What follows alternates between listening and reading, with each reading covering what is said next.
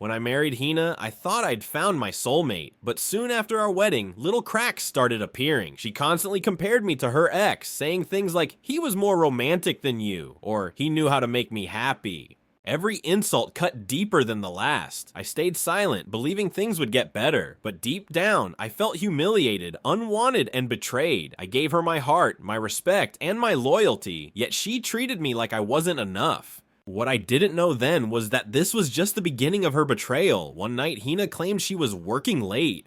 Something didn't feel right, so I checked her location through an app she'd forgotten was installed. My heart sank when I saw she wasn't at work. She was at a hotel. I drove there, parked outside, and waited. Minutes later, I saw her walking out, laughing with another man. My chest tightened, my breath caught, and my entire world shattered. I didn't confront her right then. I stayed quiet, pretending nothing happened. That night, I promised myself two things. I'd gather evidence, and when the time came, my revenge would be brutal. I didn't confront her immediately. Instead, I let her dig her own grave. For weeks, I watched silently as she lied to my face. She'd insult me, calling me boring and unattractive, then complain that I wasn't passionate enough, while sneaking around with him behind my back. The more she mocked me, the calmer I became. I wanted her to believe she had the upper hand, that I was weak and clueless. Every fake smile, every goodnight kiss she gave me only fueled my determination. She thought she was playing me, but I was already setting the stage for her downfall. I hired a private investigator and started collecting everything: photos, videos, text messages, call logs. Within 2 weeks, I had undeniable proof of her affair, but I didn't stop there. I dug deeper and found out that her lover, Danish, was already married. Suddenly, I had two lives in my hands, hers and his. I quietly contacted Danish's wife, sending her the evidence anonymously. I knew this would create chaos, but it was only the first step in my plan. If Hina wanted to humiliate me, I was going to give her a taste of her own medicine multiplied.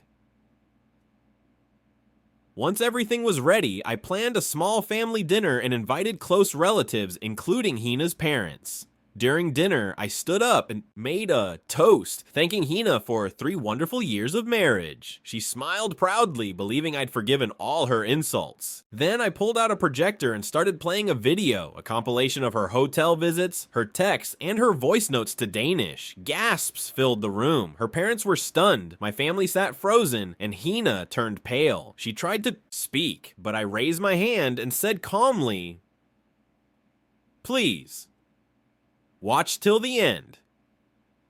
Hina broke down, sobbing, begging me to stop the video, but I didn't. I let every word, every lie, every betrayal play in front of everyone. Her parents left the table in shame. Danish's wife stormed out after throwing a glass of water at her, and my relatives whispered in shock. Hina tried to defend herself, screaming that it was a mistake, but I stayed silent, letting the evidence speak for me. I ended the video, looked straight into her eyes, and said, "You compared me to your ex? Don't worry, you'll soon wish you'd never left him." The next morning, I handed Hina divorce papers. No yelling, no fights, just silence. I'd already moved my assets, savings, and property out of her reach. She thought she'd walk away with half my wealth, but instead, she left with nothing. I even secured full custody of our son because my lawyer presented the evidence of her affair in court. Danish's wife filed for divorce too, leaving him broke and homeless. In one swift move, I dismantled their little fantasy world. I didn't raise my voice or my hand. My silence and preparation were the sharpest weapons I had.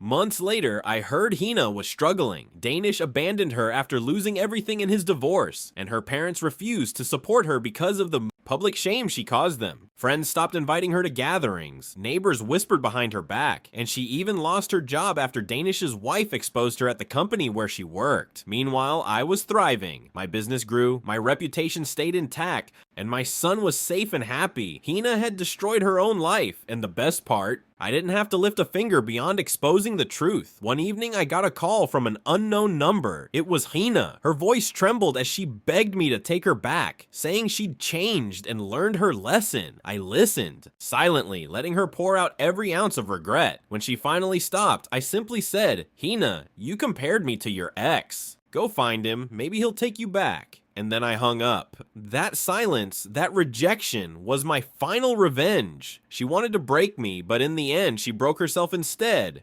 Karma had done the rest for me. Today, I've moved on. I'm engaged to someone who loves and respects me, someone who values loyalty above everything. Hina, on the other hand, still lives alone, haunted by the life she threw away. People sometimes ask me if I regret what I did. The answer is simple: no. I didn't seek revenge out of hatred. I sought justice. And the sweetest justice was watching her lose everything she once mocked me for not having. I didn't just survive. Her betrayal, I became stronger, happier, and untouchable. My revenge wasn't loud. It was silent, and it was savage.